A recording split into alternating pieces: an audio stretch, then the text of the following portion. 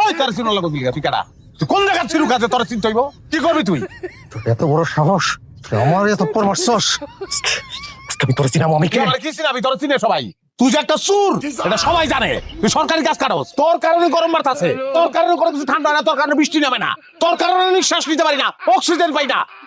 তুই দোষী তোর মারবো না কারে মারবো চুপ কর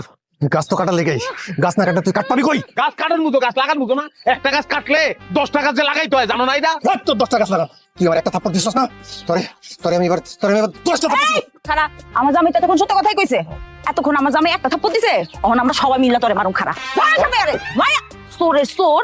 পুরা গাছগুলা এটা গরম বানাই হয়েছে এটা ভালো কাম হয়েছে কিন্তু নয়ন মিয়াটা ভালো কাম করছে আর ওরা গাছ কাটানো সাহস পাইব না আসলে ওরা ধৈরা পুলিশে দেওয়া উচিত ওই জামাই বাবুসি এরপর যদি আবার গাছ কাটতে আসে তুমি ওরা ধৈরা সোজা থানা নিয়ে যাও হ্যাঁ থানালে যাবো পুলিশের গরম লাগতেছে আমার আমার কি লেগেছে বড় আচ্ছা এটা পুষ্করি আনো তো আরে কি কই